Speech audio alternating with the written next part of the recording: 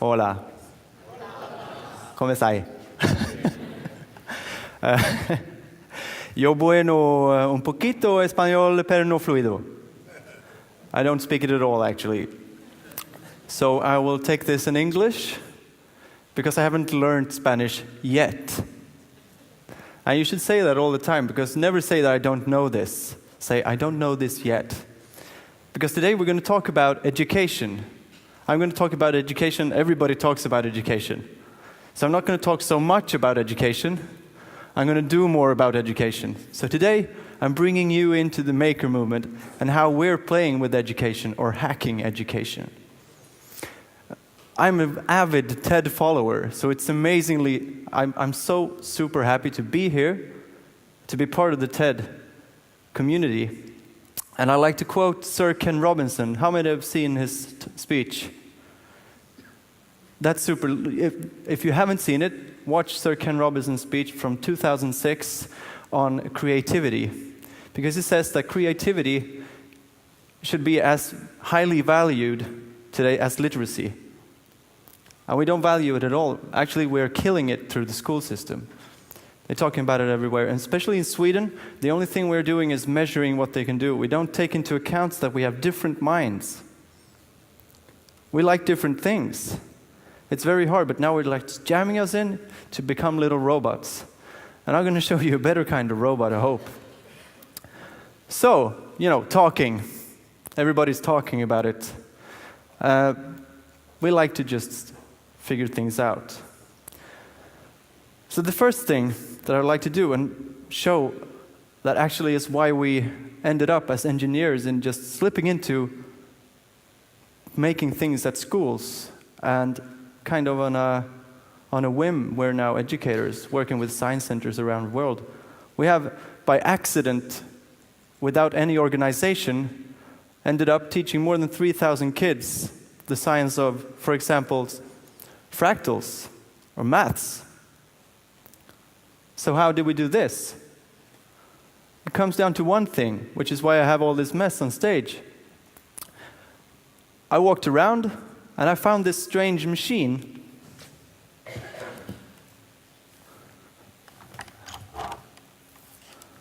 And I wondered, I'm curious.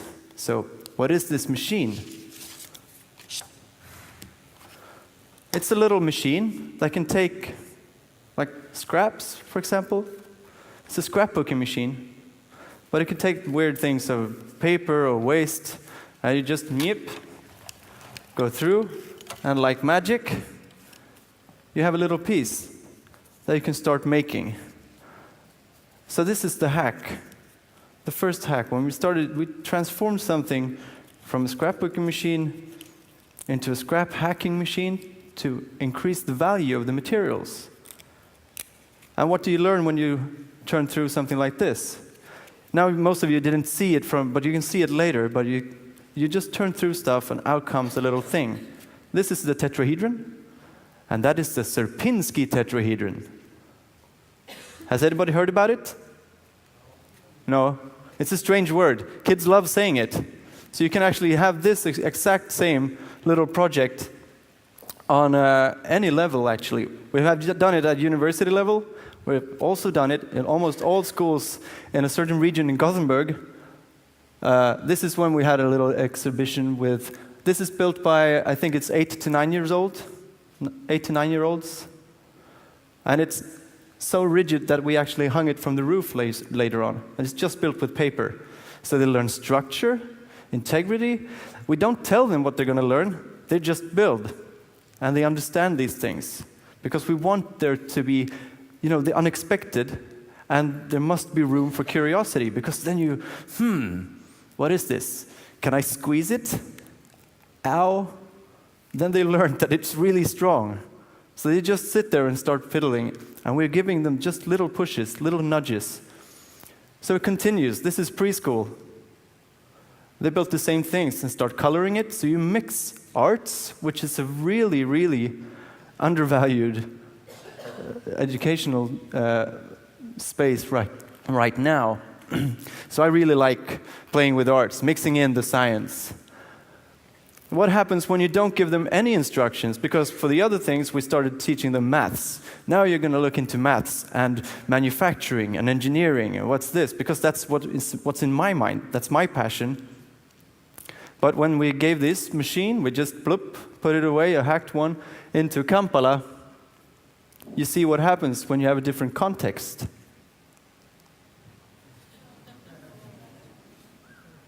And we're just, hey, it's supposed to be fractals. No, of course, this is amazing. They started building huge things. And this was without anybody telling them what the machine was. So they just, let's do some paper and paint. And they continued. So this is from 2 weeks. 2 weeks ago, this is the first time ever that I'm showing this because it's so interesting to see that when we turn our backs to it, things start to happen. And I think this fosters creativity, when they actually figure out things themselves that we are amazed that they have done. And then, for example, in Sweden, this wouldn't happen, the last thing. This is the Kibera prison. So context can do something completely different when you're in Kampala in Göteborg. So, now we've gone through maths and arts, okay? A little bit. Like simple fractals, self-repeating structures, painting on it, playing with it. So what can we take on that's another challenge we have to face? Well, one thing that's kind of important is programming. How many of you know how to program, to code? We have some. You know, we have some more there. Great. Great. When do you think the general student learns how to program? When's the first time they see programming in general? In Sweden, it's around when they're 15, 16. And this is a shame. It's strange. Because this is one of the languages of the future. Data logic thinking and programming is a skill they should start with when their minds are apt for new languages. Because it's a way of talking. So we have started, just as I said, we're not officially doing this. We just hacked ourselves in and made fun things. So this is a little thing. For coding in the computer might seem a little bit, well, maybe not super fun, but when you take it out into the world, it happens. So I have a little thing here. I won't hook it up.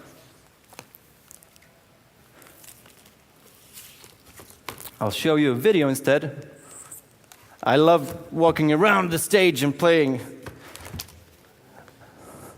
Here's a little thing. So this is an incredibly simple thing to do. It's 2 boxes.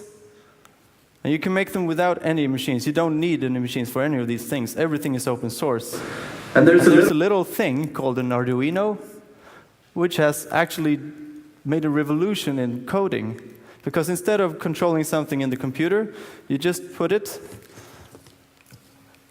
on a box, something like that. A couple of lines of code, and you're turning a servo, you're blinking with an LED.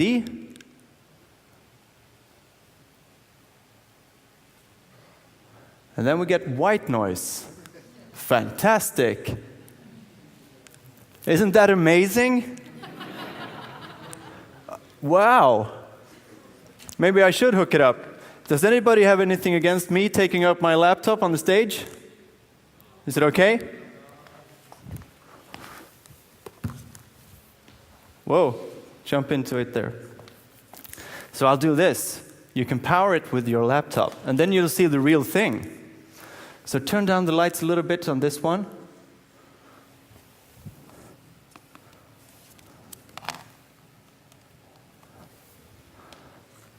And he wakes up. Turn down the lights. Can you take, or is it hard?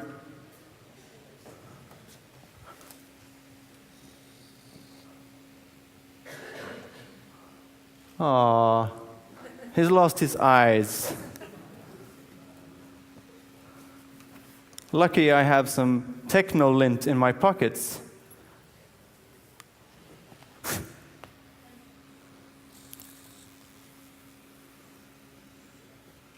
He's lost his eyes. This is the gambling we do.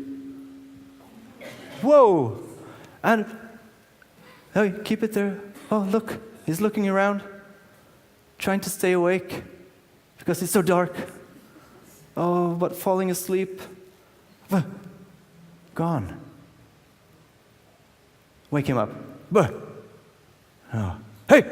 Oh! And there he wakes. And everything in this little drone robot is random. And they love programming it. And it just starts out with simple lines of code. So hopefully I'm back on track with the presentation. We'll see. We'll skip through here. Ta-da! Boom, boom, ba-ba. Video. No. No. Agüita.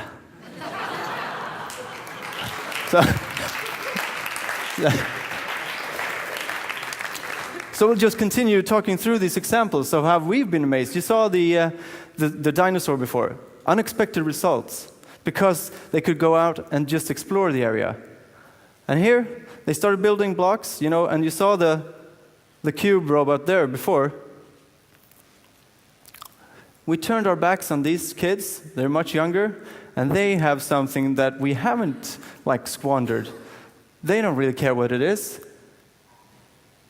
They made it a white screen. Fantastic. Now what they did,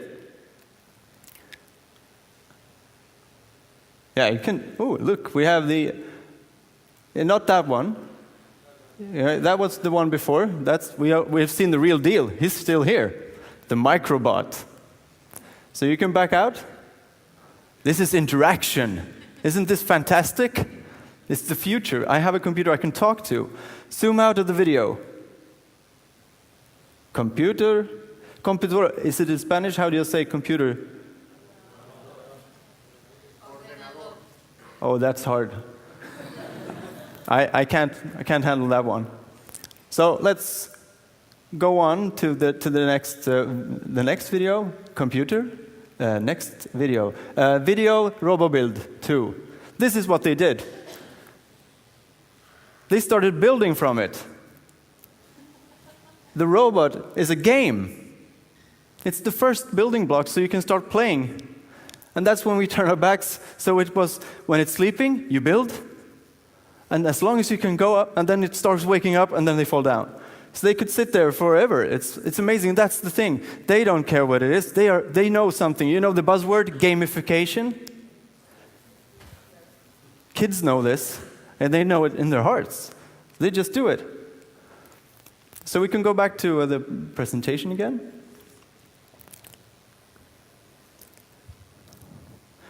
So, we've seen some examples. I'm going to end with one more. Do you want to see one more? Example of strange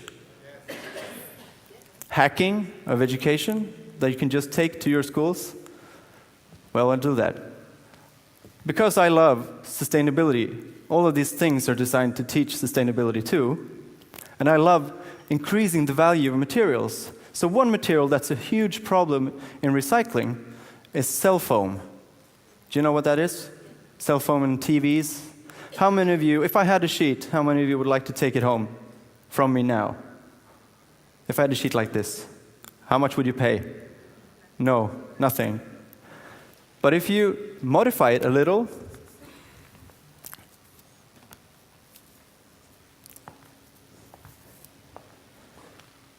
you cut it into itty-bitty pieces, very thin.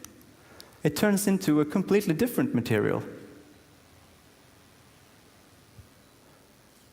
Very strange. And this is aerodynamics. And these experiments, we do them at preschool, or maybe first years of school, 7, 8, but up to university level, because this is advanced aerodynamics. So I'm going to let it go. I'm going to walk a little bit behind here, and then let it go.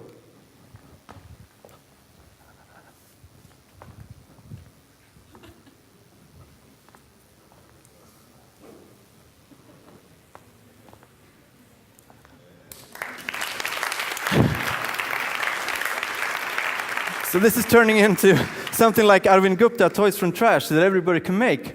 one of my other favorite TED Talks. And the last one. Because I like to take a risk. But maybe we need some protective glasses for this one. So luckily, I've prepared some protective glasses here for me.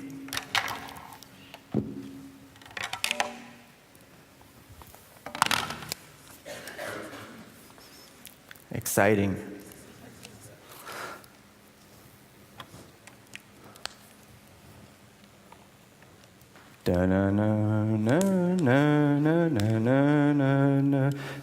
Pause melody. There we have it. Protective glasses.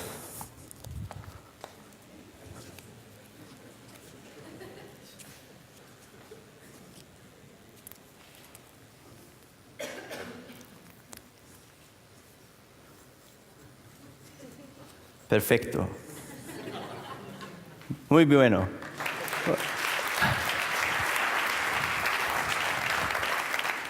Unfortunately, I don't have any for you. And you're in the danger zone.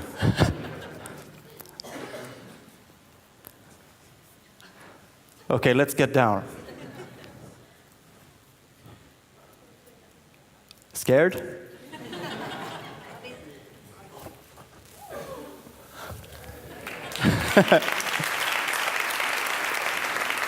I know everything I've shown here has been from trash.